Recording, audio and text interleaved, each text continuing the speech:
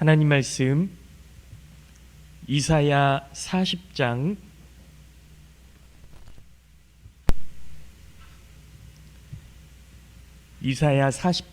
3절부터 11절까지 말씀 보도록 하겠습니다.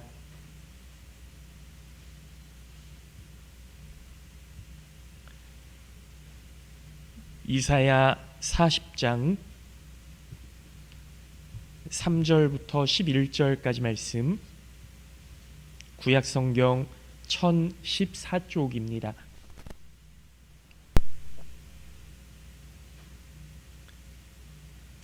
이사야 40장 3절부터 11절까지 말씀,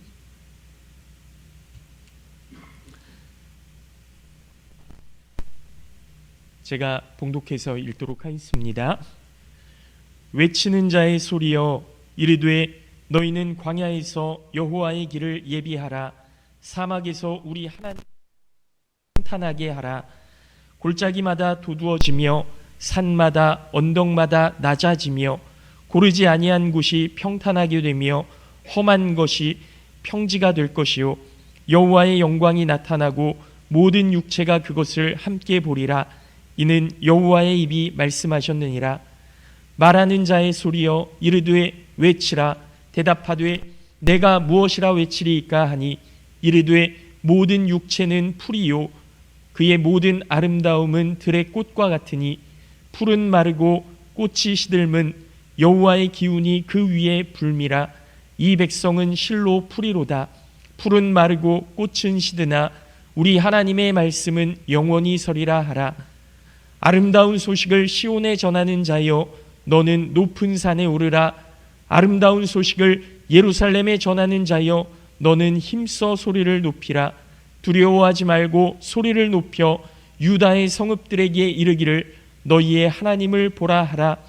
보라, 주 여호와께서 장차 강한 자로 임하실 것이요 친히 그의 팔로 다스리실 것이라. 보라, 상급이 그에게 있고 보응이 그의 앞에 있으며, 그는 목자같이 양떼를 먹이시며 어린 양을 그 팔로 모아 품에 안으시며 젖먹이는 암컷들을 온순히 인도하시리로다. 아멘. 오늘 예배에 나오신 우리 모든 성도님들 주님의 이름으로 환영하고 축복합니다. 하나님의 은혜와 사랑이 늘 함께 하시기를 예수님의 이름으로 기도하겠습니다. 오늘 이제 대림절 마지막 주일이고요, 3일 후면 성탄절입니다. 예수님께서 이 땅 가운데 우리를 구원하시기 위해서, 또 십자가를 지시기 위해서 오신 그런 날을 기념하고 또 축하하고 기뻐하는 그런 예배를 우리가 드릴 텐데요, 기쁨으로 예수님의 오심을 맞이하고 또 하나님의 마음에 합한 믿음의 성도들이 될 수 있기를 예수님의 이름으로 축원합니다. 오늘 말씀은요, 하나님의 대로를 평탄케 하라라는 제목으로 말씀을 함께 나누려고 합니다.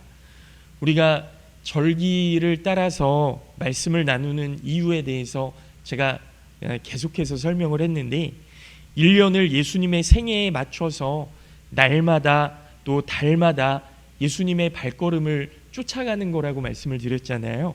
그러니까 대림절부터 우리의 1년이 시작되었고 벌써 이제 4주가 지났습니다. 우리는 예수님을 기다리는 삶을 시작으로 새로운 삶, 새로운 계획을 가지고 살아가고 있는 거죠. 그런 의미에서 예수님의 그 길을 예비하는 것, 하나님의 대로를 평탄하게 하라는 이 말씀은 우리에게 조금 더 특별한 의미를 가지고 있을 거라고 생각해요. 우리가 하나님의 대로를 평탄하게 하는 사명을 가졌기 때문에 그렇습니다. 말씀대로 우리가 외치는 자의 소리, 또 말하는 자의 소리, 아름다운 소식을 전하는 자로 살아가게 되고, 또 하나님의 대로를 평탄하게 하는 그런 성도의 삶을 영위하며 살 수 있기를 예수님의 이름으로 축원합니다. 여러분, 오늘 말씀 보면요, 외치는 자의 소리, 그리고 말하는 자의 소리, 그리고 아름다운 소식을 전하는 자의 그런 소리, 이런 이야기가 나와요. 이것을 우리가 좀 더 자세히 살펴보려고 하는데, 첫 번째로 말씀은 외치는 자의 소리여 광야에서 여호와의 길을 예비하라, 이렇게 명령하고 있으세요. 외치는 자의 소리여 광야에서 여호와의 길을 예비하라. 여러분, 우리가 말하는 자의 소리, 외치는 자의 소리인 줄로 믿으시기 바랍니다. 사실 여호와의 길을 예비하는 것은요, 예수님의 길을 예비하는 겁니다. 우리는 우리의 하나님을 위한 대로를 만드는 것, 예수님의 길을 예비하는 것이 무엇을 의미하는지 알아야 돼요. 결론부터 말씀드리면, 여호와의 길을 예비하는 것은 우리 마음을 준비하는 거예요. 우리 마음을 준비하는 것. 하나님께서 예수 그리스도의 모습으로, 인간의 모습으로 이 땅 가운데 오셨고요, 성령을 우리에게 보내주신 이유, 우리의 영 안으로 들어오려고 하시는 것 아닙니까? 우리의 삶 가운데로 들어오시려고 하는 거잖아요. 그런데 우리 영 안으로 들어오시기 위해서는 반드시 우리 마음을 통과해야 돼요. 우리가 받아들이지 않으면 하나님이 우리 안에 역사하실 수가 없습니다.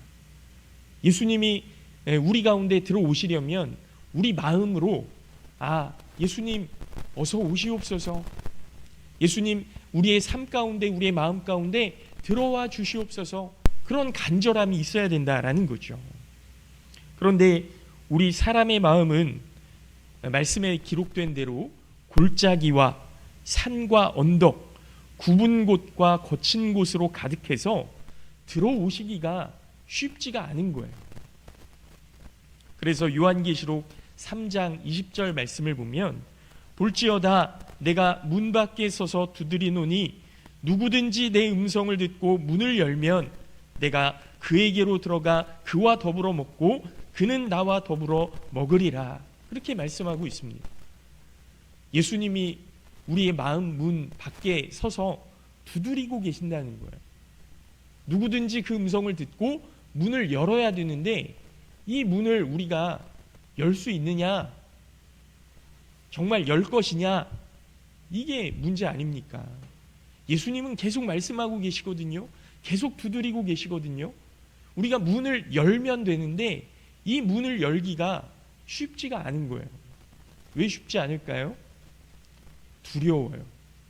정말 하나님의 말씀대로 살면 정말 내 인생이 어떻게 될 것 같은 그런 두려움이 있는 것 아닙니까?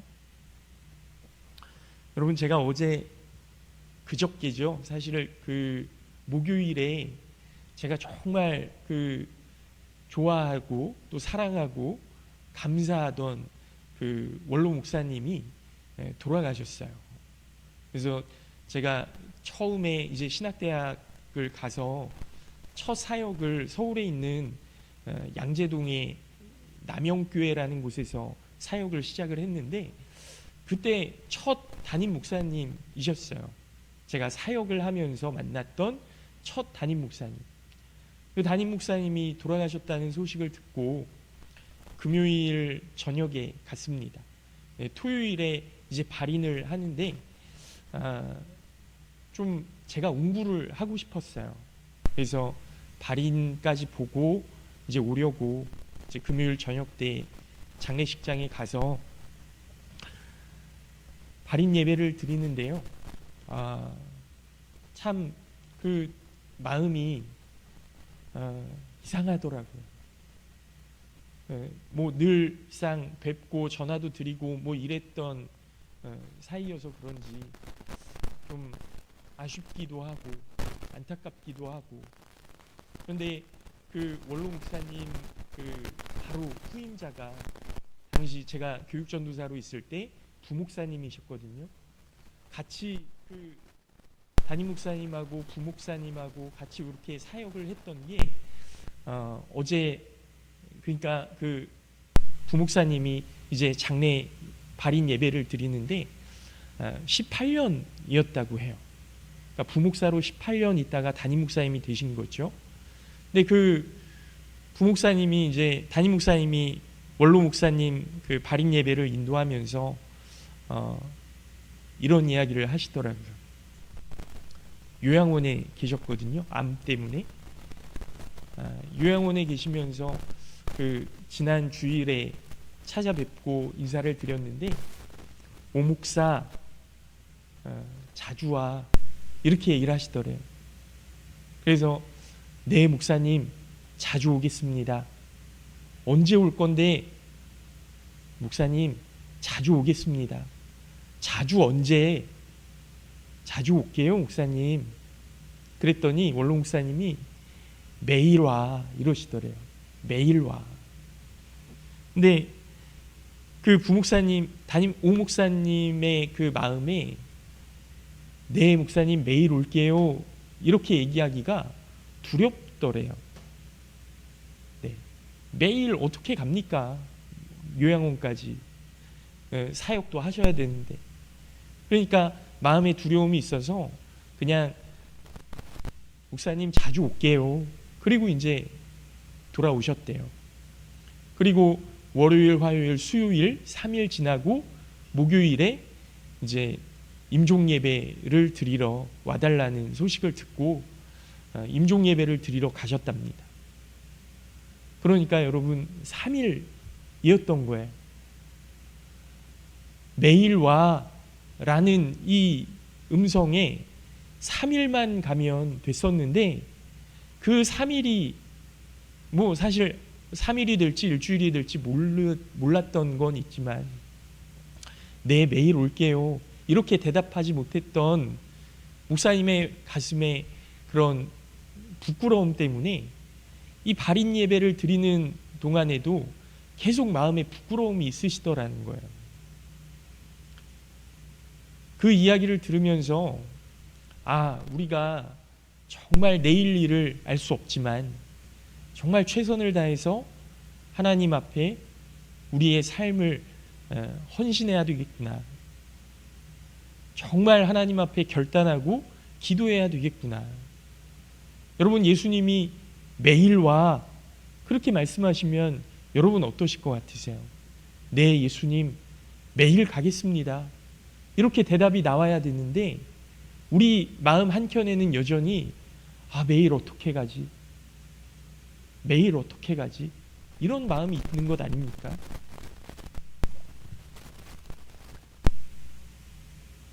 우리가 예수님의 음성을 듣고 우리 마음의 문을 열지 계속 닫아 놓을지 결정하는 것은 우리의 결단에 달려 있는 것 아닙니까?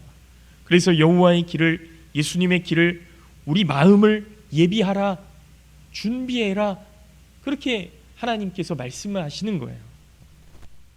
우리 마음은 아직도 구부러져 있고 울퉁불퉁하다라는 것이죠. 대로는, 큰 길은 준비된 마음임을 여러분 기억하시기 바랍니다.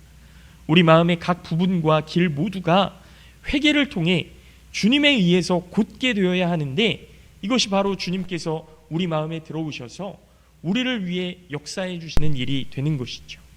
우리가 구원받기 전에 이러한 우리의 마음을 인정하고 하나님께 고백해야 될 겁니다. 물론 우리가 믿는 전지전능하신 하나님은 우리의 마음에 골짜기가 있다고, 산과 언덕이 있다고 우리에게 오지 못하실 분은 아니세요. 길이 없어도 길을 만들어서 오실 수 있는 분이세요.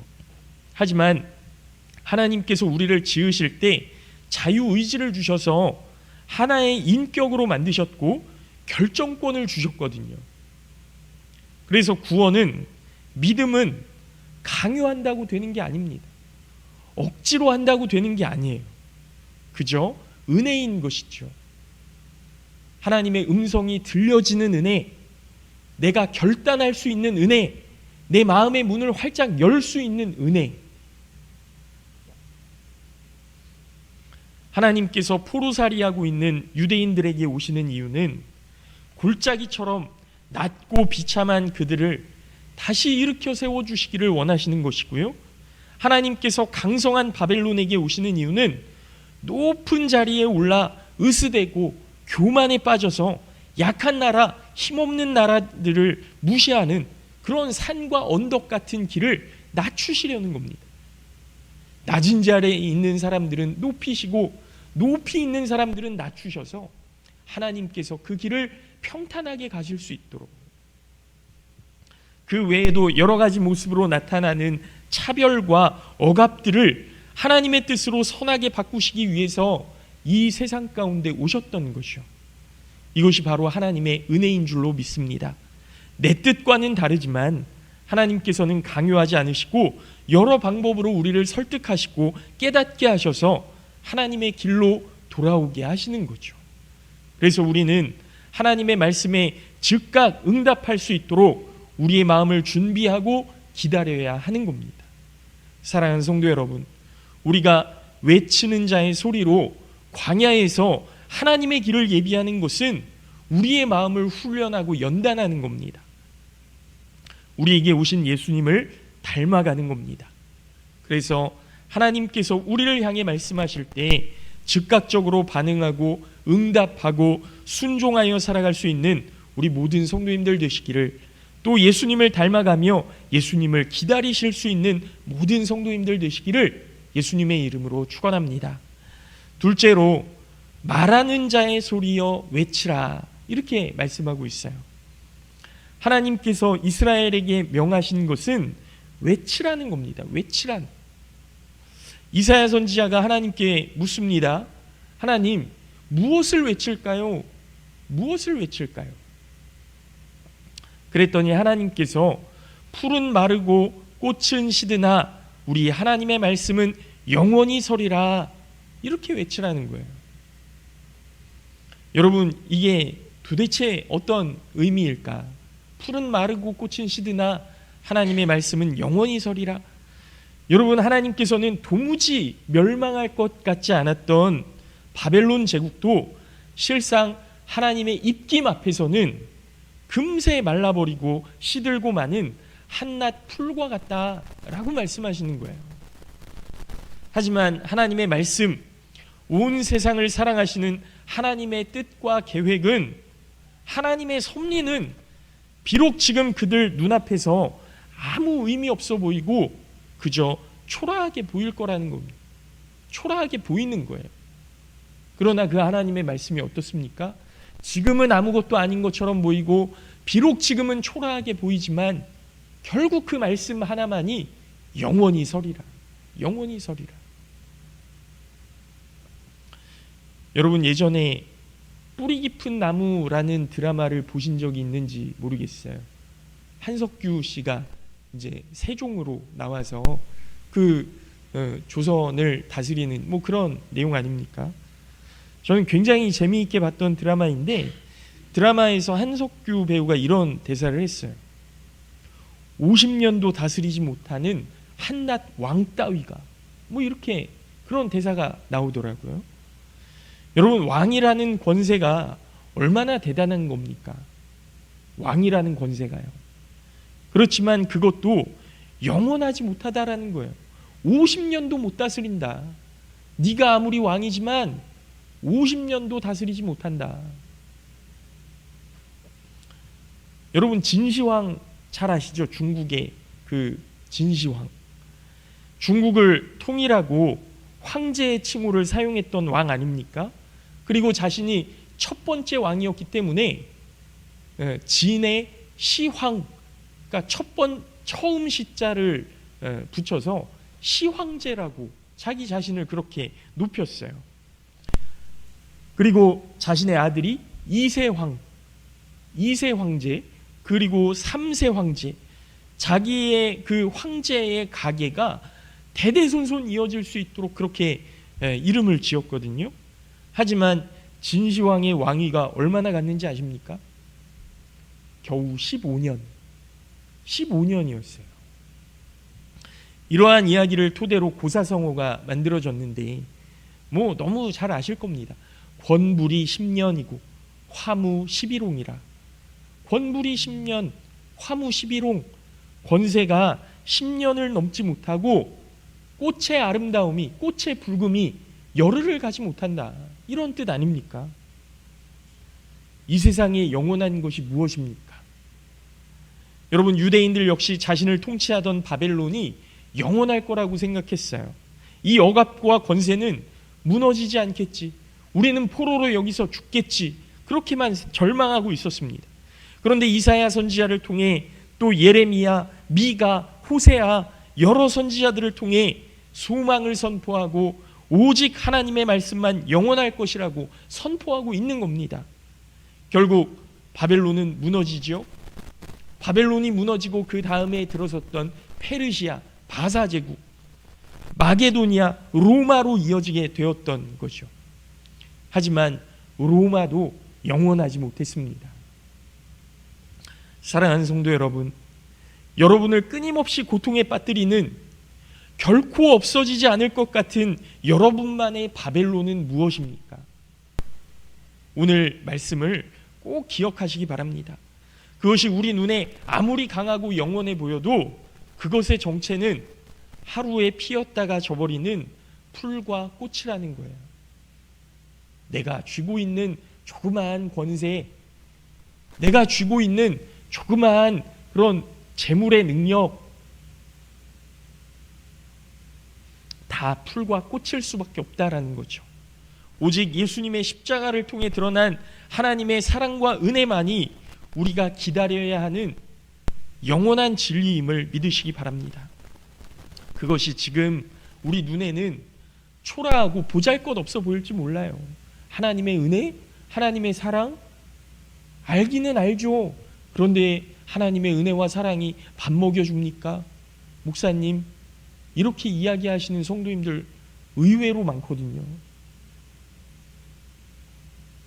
그러나 하나님께서는 우리가 이 진리를 통해 모든 사람들에게 외칠 수 있기를 바라시는 겁니다.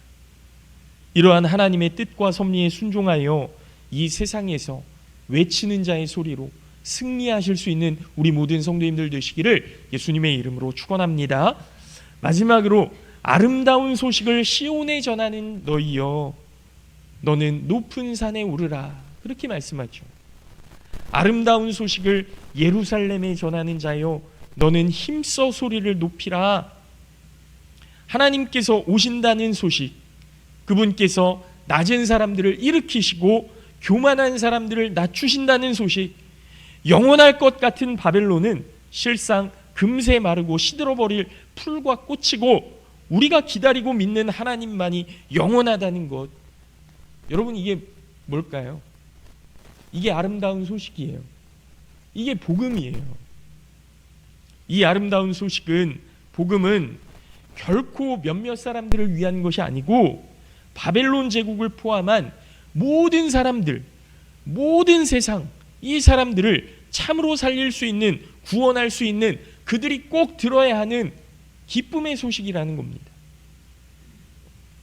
여기서 이사야 선지자가 이 세상에 오실 메시아 예수 그리스도께서 하실 일들을 구체적으로 말씀하고 계시는데요. 근데 우리는 이 말씀의 뜻을 보다 정확히 파악하기 위해서 하나님에 대한 이스라엘 사람들의 오해를 먼저 생각해 봐야 됩니다. 이스라엘 백성들은요, 바벨론에서 포로로 살면서 하나님은 바벨론과의 전쟁에서 졌다, 이렇게 생각했거든요. 자신들을 지켜주지 못한 약한 신이다, 이렇게 생각했어요. 그리고 자신들을 돌보지 않는, 우리를 포기한 매정한 신이라고 그렇게까지 생각을 했던 겁니다. 하지만 하나님께서 10절 말씀처럼 강한 자로 오셔서 직접 그 팔로 다스리실 뿐만 아니라 11절 말씀과 같이 목자가 양떼를 돌보신 것처럼 품에 안으시고 이끌어 주실 분이시라는 사실을 여러분 기억하셔야 됩니다. 이스라엘 백성들이 생각하고 있던 것, 너희들 그거 다 오해다. 하나님은 분명히 강한 자로 오실 것이고 강한 자로 오실 뿐만 아니라 우리를 품에 안으시고 우리를 인도하시고 우리를 승리로 이끌어내실 분이시다. 그렇게 이사야 선지자가 선포하고 있는 거예요. 예수님 역시 마찬가지죠.